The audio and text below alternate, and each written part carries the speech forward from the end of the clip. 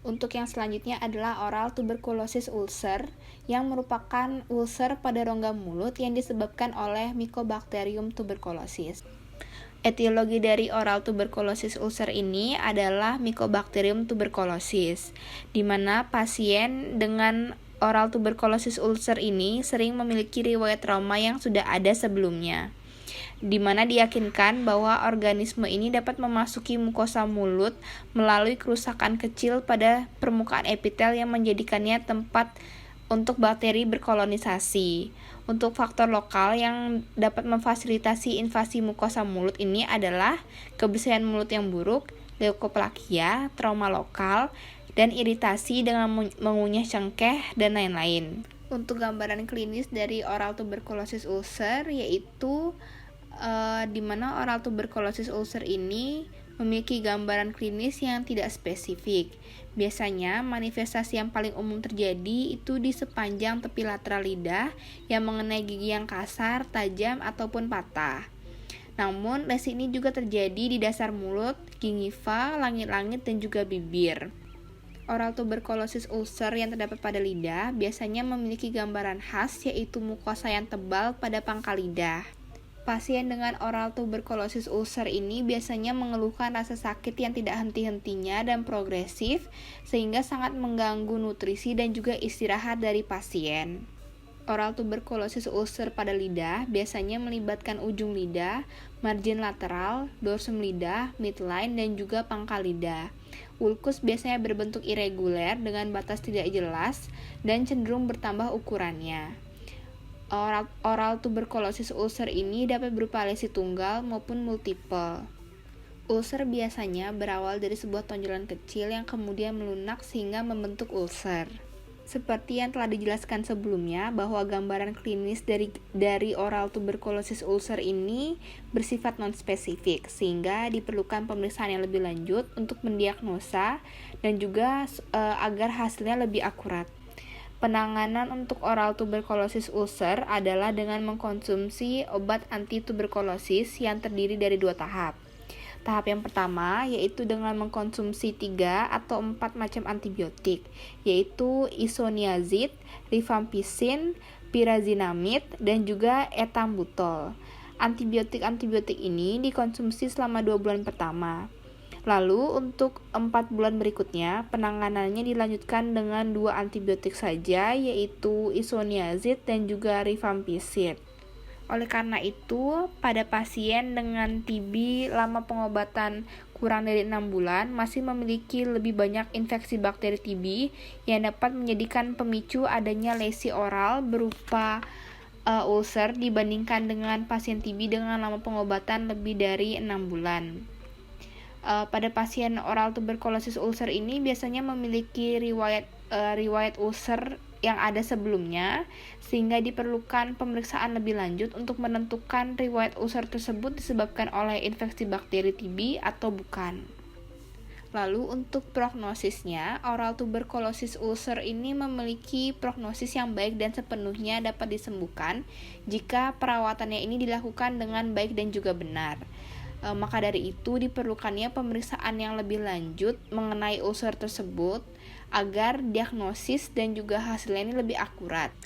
Dikarenakan bila terjadi keterlambatan dalam penanganan dapat menyebabkan masalah yang lebih serius. Lalu untuk pemeriksaan penunjangan yang dapat dilakukan pada oral tuberculosis ulcer ini yaitu berupa swab di jaringan mukosa oral pada pasien yang didiagnosis dengan TB. Selain itu, dapat juga dilakukan pemeriksaan histopatologis, foto ronsen paru, pemeriksaan sputum, dan untuk yang lebih akuratnya lagi dapat dilakukan biopsi pada ulcer. Untuk yang selanjutnya adalah papilla circumvallata prominens. Papilla circumvallata ini sendiri merupakan papilla yang berukuran paling besar yang memisahkan 2/3 bagian anterior dan 1/3 bagian posterior lidah. Memiliki gambaran papula berwarna merah muda dengan ukuran 2-4 mm yang berbaris membentuk huruf V sepanjang sulcus terminalis pada bagian posterior dorsum lidah dan berjumlah 6-12 buah. Untuk etiologi dari papilla circumvallata prominens yaitu virus, yaitu penyakit herpangina yang disebabkan oleh kosasi virus tipe A, lalu oral ulcer, GERD, makanan panas dan pedas, trauma, alergi makanan, rokok, dan juga defisiensi vitamin. Untuk rencana perawatannya, dikarenakan papila sirkumfalata prominens ini bersifat asimptomatis, maka tidak diperlukan terapi, biasanya hanya dilakukan KIE komprehensif saja. Lalu untuk terapinya yaitu KIE, menghilangkan faktor penyebab dan juga predisposisinya seperti makan makanan yang pedas, panas, asam, dan juga merokok. Untuk prognosanya itu baik jika pasien menghindari faktor predisposisinya. Lalu untuk pemeriksaan penunjang, dapat dilakukan pemeriksaan penunjang berupa pemeriksaan histopatologis dan juga biopsi untuk memastikan diagnosa yang lebih tepatnya. Untuk gambaran klinisnya dapat dilihat seperti pada gambar, di mana terjadi penonjolan pada bagian posterior dorsum lidah, di mana lesinya ini berbentuk papula, bulat dengan jumlah 6-12 buah, berukuran 2-4 mm, berbatas jelas dengan tepi reguler, berwarna seperti jaringan sekitar dengan permukaan yang kasar, dan tidak menimbulkan rasa nyeri. Untuk yang berikutnya adalah papila foliata prominens. Untuk papila foliata prominens ini sendiri merupakan varian normal dari rongga mulut, yaitu berupa penonjolan pada bagian lateral lidah. Untuk etiologi dari papila foliata prominens, yang pertama adalah faktor idiopatik, di mana faktor idiopatik ini merupakan struktur anatomi normal dari lidah itu sendiri.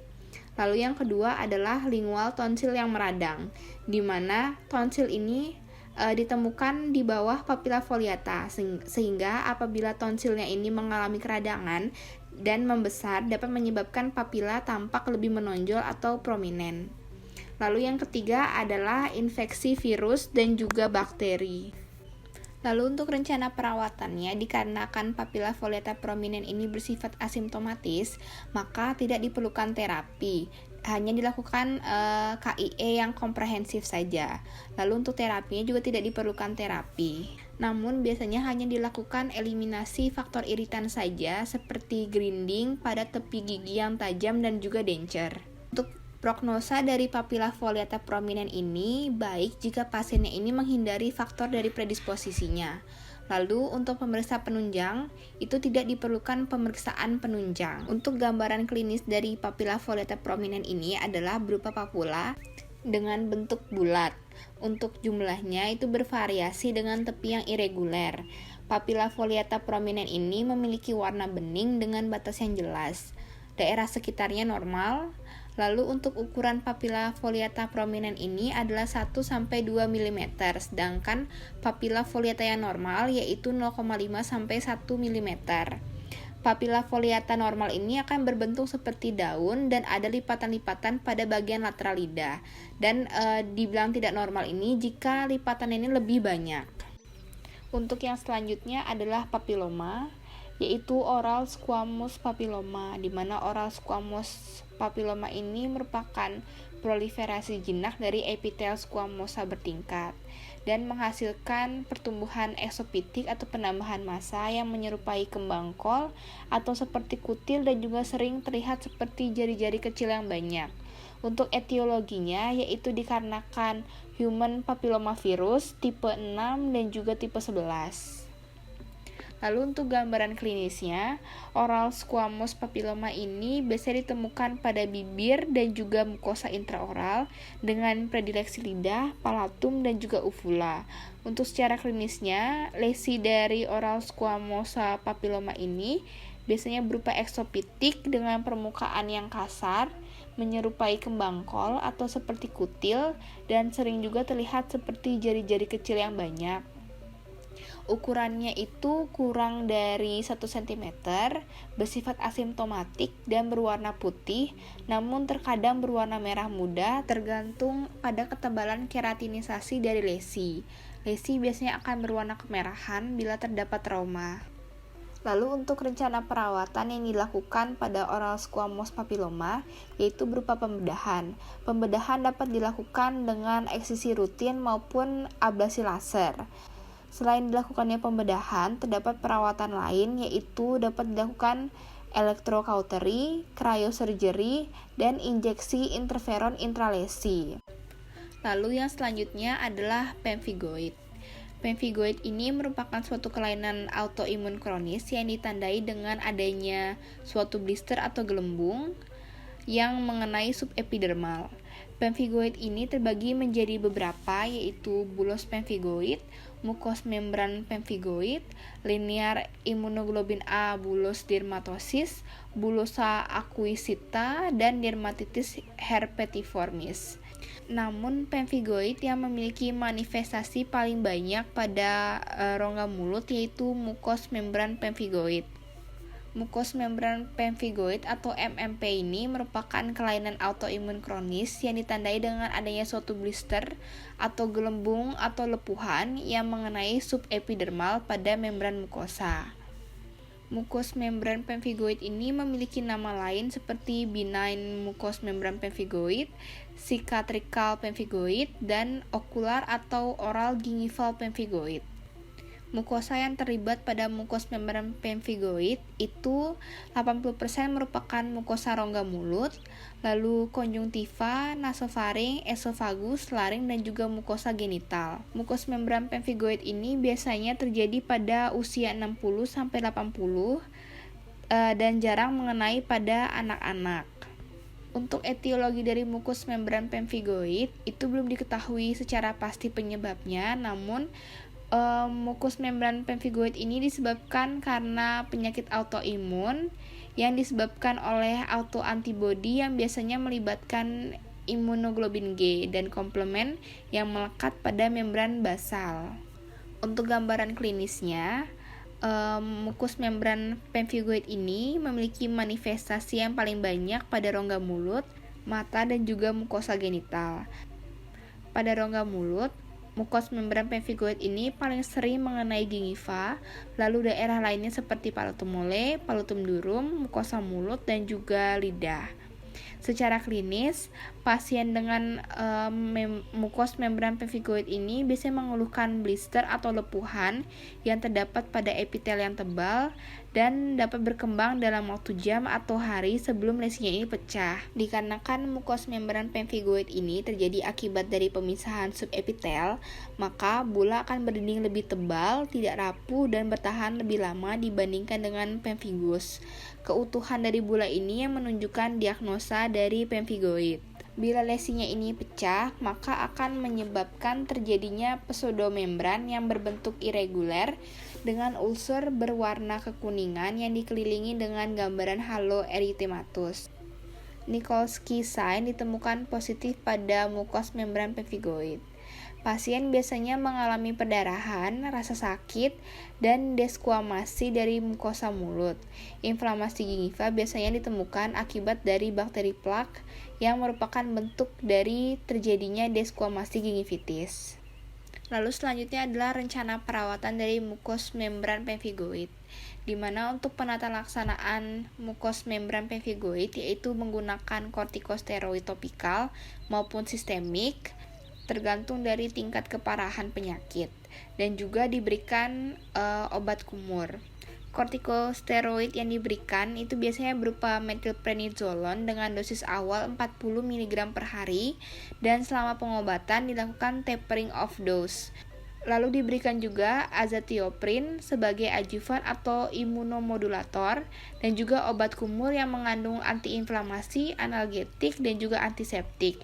Selama pengobatan, pasien diberikan multivitamin dan juga mineral terutama yang mengandung zinc.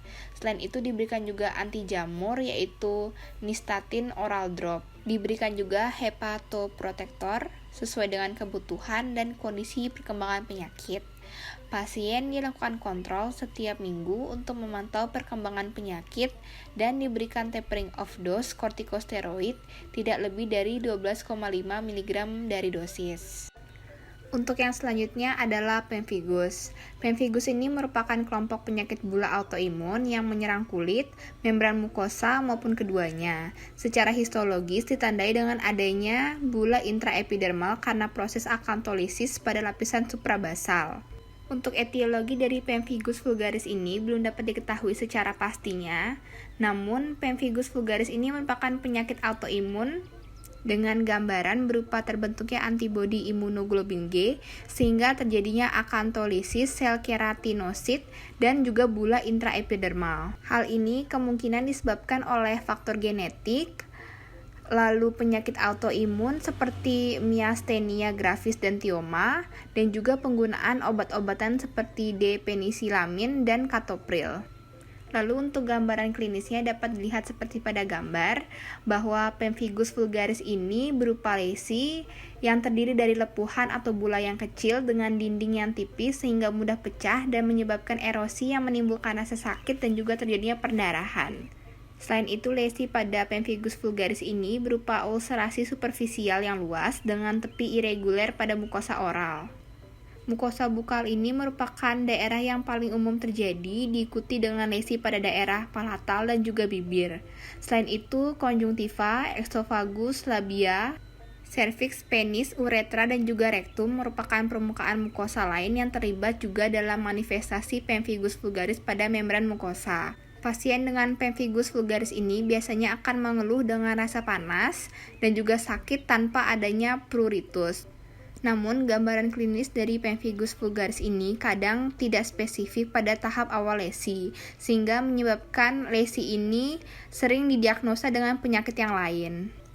Untuk yang selanjutnya adalah rencana perawatan dari pemphigus vulgaris, di mana pemphigus vulgaris itu terdapat 2 tahap terapi. Yang pertama adalah fase loading, yaitu untuk mengontrol penyakit, dan yang kedua adalah fase maintenance yang terdiri dari konsolidasi dan juga terapi tapering.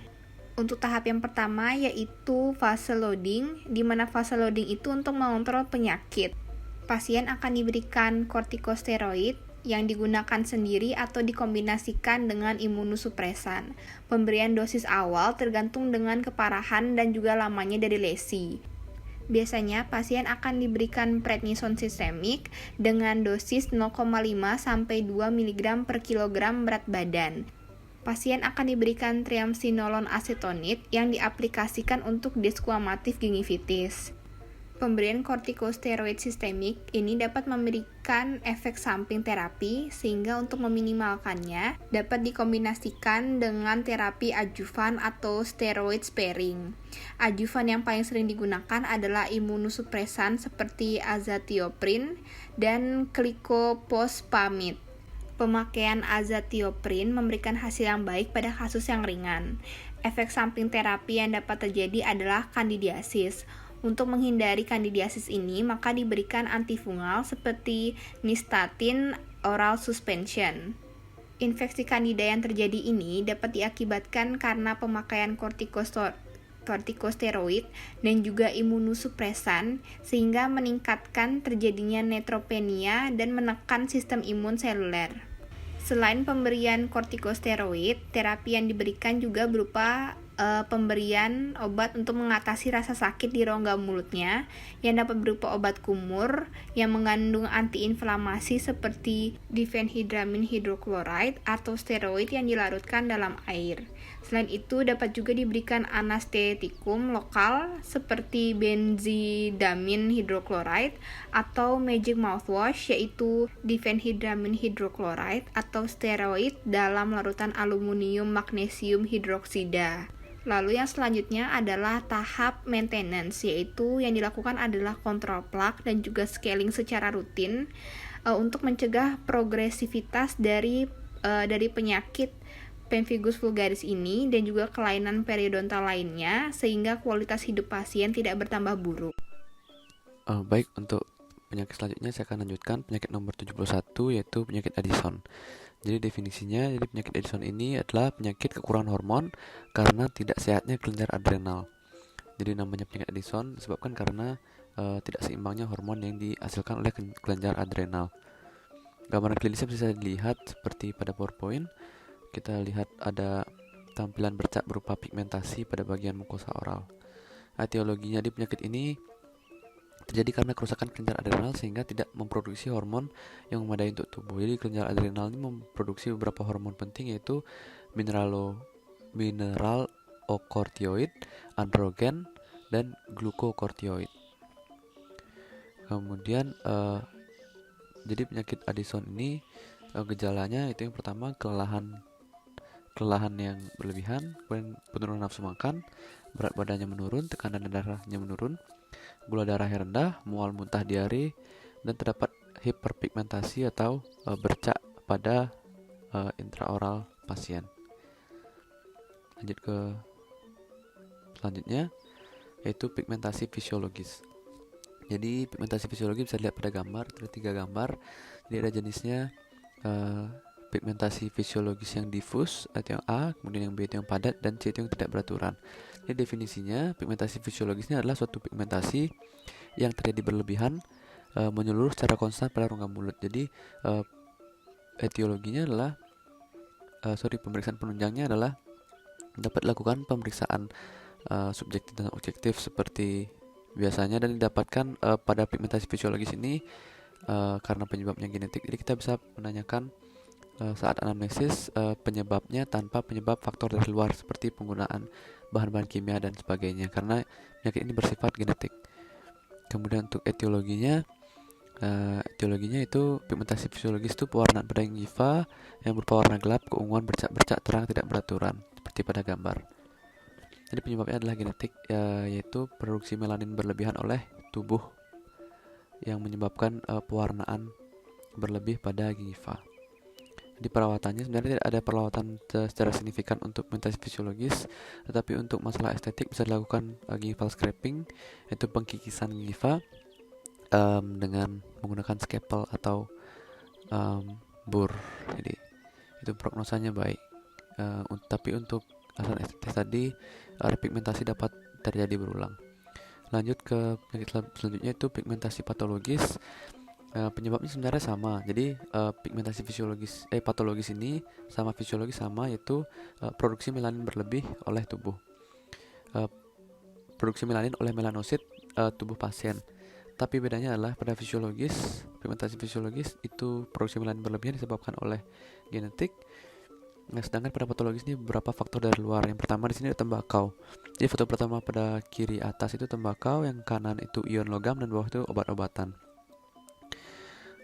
Etiologinya disebabkan oleh karena kalau yang tembakau itu disebabkan karena asap rokok, diproduksi konsumsi rokok berlebihan itu menyebabkan produksi melanin meningkat. Kemudian begitu juga pada obat-obatan, jadi penggunaan obat-obatan tertentu dapat meningkatkan produksi melanin tubuh yang menyebabkan pewarnaan pada rongga mulut. Jadi biasanya pada palatum untuk obat-obatan. Kemudian yang ketiga itu ada karena ion logam. Jadi ion logam contohnya adalah merkuri, kemudian bismut, dan lain-lain. Jadi terpaparnya secara terus-menerus berkali-kali itu menyebabkan pigmentasi patologis ini sendiri. Jadi perawatannya sama seperti pigmentasi fisiologis, tidak ada perawatan secara signifikan kecuali menghentikan faktor yang menyebabkan produksi melanin berlebih itu sendiri. Selanjutnya postherpetic neuralgia. Di postherpetic neuralgia ini adalah suatu penyakit post atau setelah herpes. Penyakit neuralgia setelah herpes, ini nyeri setelah herpes. Etiologinya disebabkan karena pada saat virus herpes itu menyerang seorang pasien, seorang manusia, post itu setelah penyakit itu selesai, itu akan menyebabkan beberapa kerusakan pada saraf. Kemungkinan dapat menyebabkan beberapa saraf yang menyebabkan rasa sakit yang dapat berlangsung sekitar 3 bulan. Kurang lebih 3 bulan atau lebih. Jadi untuk perawatan ini kita sebagai dokter gigi hanya kita dapat mengontrol rasa sakitnya dengan obat-obatan, entah itu topikal maupun obat-obatan sistemik. Prognosanya baik, tapi pada beberapa orang yang kerusakannya lumayan parah biasanya kurang baik dan harus dirujuk ke dokter spesialis saraf. Selanjutnya itu primary herpetic gingivostomatitis. Jadi primary herpetic gingivostomatitis ini terlihat pada gambar, yaitu pada lidah dan itu pada gingiva. Jadi definisinya itu bahasa Indonesia adalah gingivostomatitis separtika primer, yaitu efek dari infeksi HSV atau herpes zoster virus tipe 1. Ini post dari atau setelah dari herpes kan menimbulkan lesi berupa vesikelnya pecah, itu menyebabkan sariawan atau stomatitis. Nah, itu namanya primary herpetic stomatitis. Pemeriksaan penunjangnya, karena ini penyebabnya virus, jadi harus dicek swab ke laboratorium untuk menegakkan diagnosis secara pasti. Di etiologinya itu tadi penyebabnya adalah virus herpes, dan biasanya ini terjadi pada 2 gelombang, mungkin 2 puncak, itu pada anak-anak dan pada orang dewasa atau remaja usia 20 tahun. Kemudian perawatannya karena ini virus, jadi perawatan yang pertama itu perawatan antiretroviral virus, penanganan virusnya. Kemudian baru untuk perawatan intraoralnya kita memberikan antiseptik, misalnya klorexidin glukonat atau obat kumur tetrasiklin yang dapat menurunkan infeksi sekunder pada lesi tersebut. Prognosisnya baik selama seluruh perawatan dilaksanakan secara menyeluruh. Selanjutnya ptiki, purpura atau hematoma oral. Jadi definisinya ketiga lesi ini adalah lesi pendarahan pada rongga mulut. Jadi ya darah yang berkumpul dan biasanya membeku di luar pembuluh darah. Lokasinya di rongga mulut. Kemudian yang pertama ptiki dan purpura itu hampir sama. Bedanya adalah ptiki itu dari segi ukuran. Kalau ptiki itu ukurannya 3 mm, sedangkan purpura itu kurang dari 10 meter. Ada satu lagi sebenarnya namanya ekimosis, yaitu lebih dari 10 mm. Dengan hematoma oral itu lesinya timbul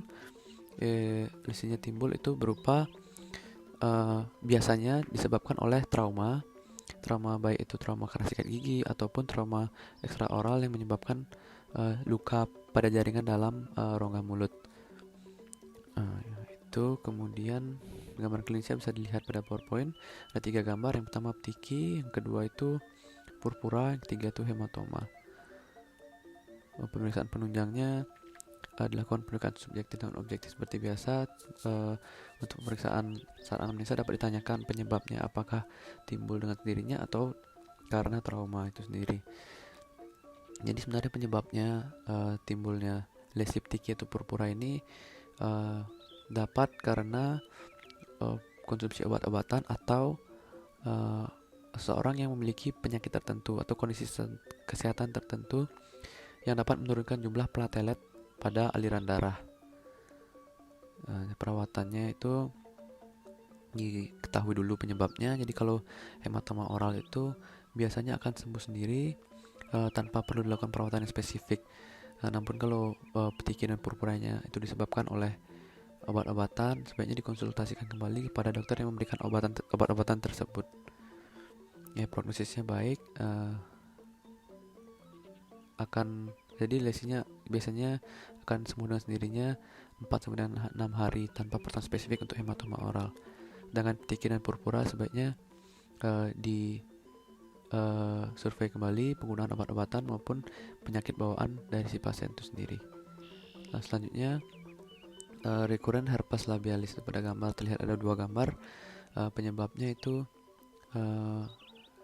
virus herpes tipe 1, herpes simplex virus HSV.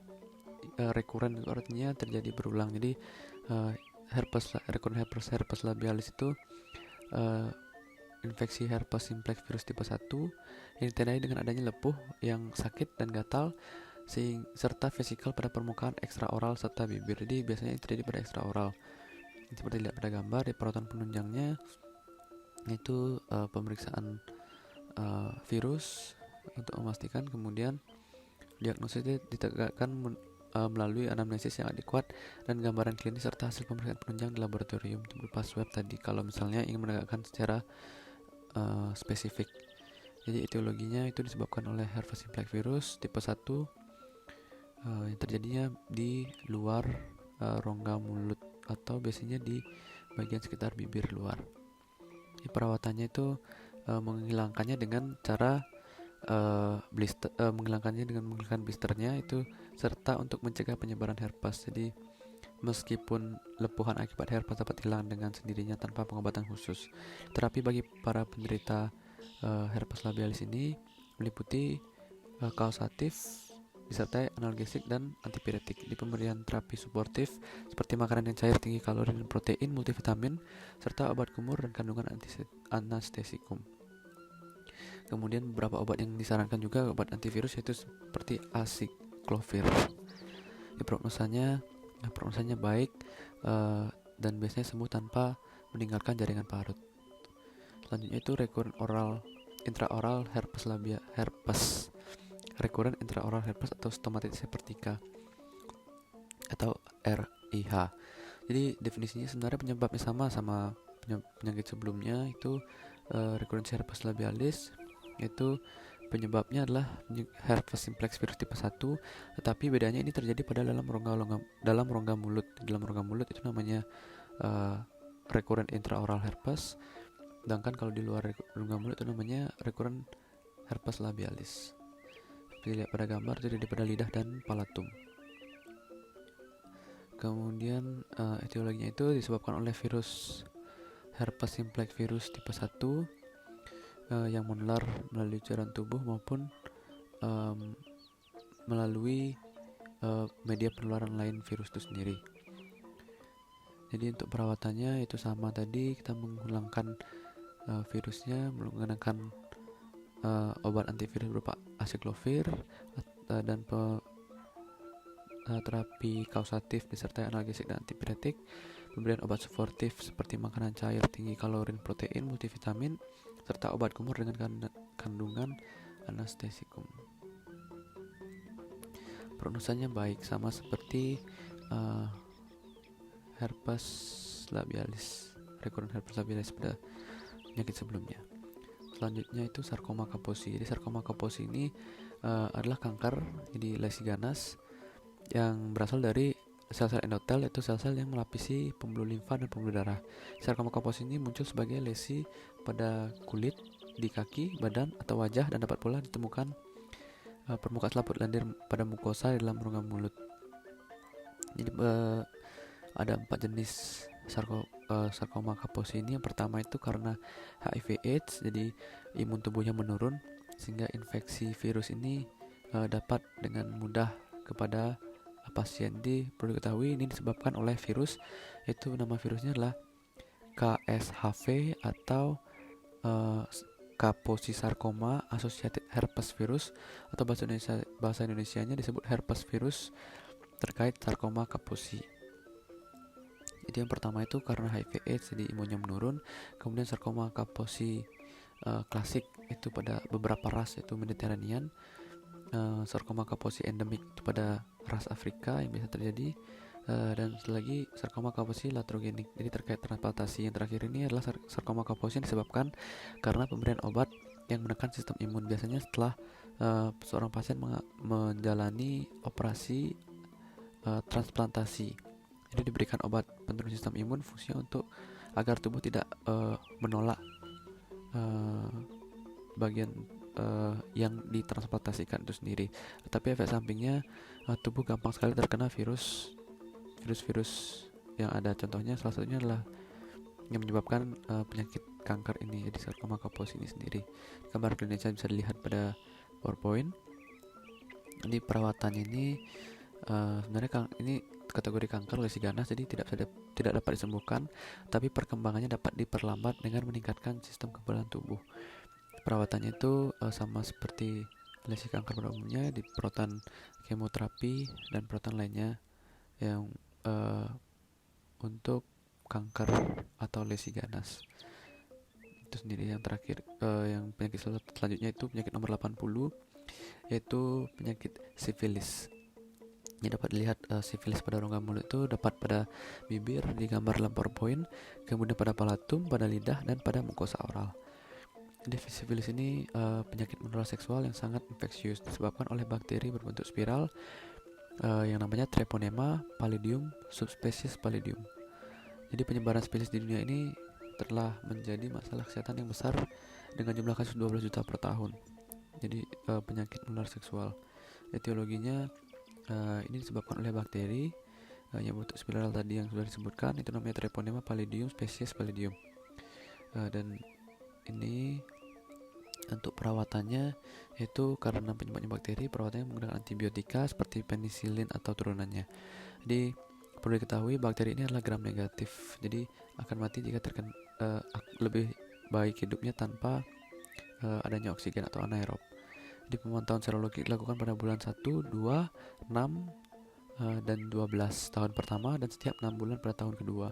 Setelah itu, kepada penderita perlu diberikan penjelasan yang jelas tentang penyakitnya dan kemungkinan penularan sehingga turut mencegah transmisi penyakit lebih lanjut.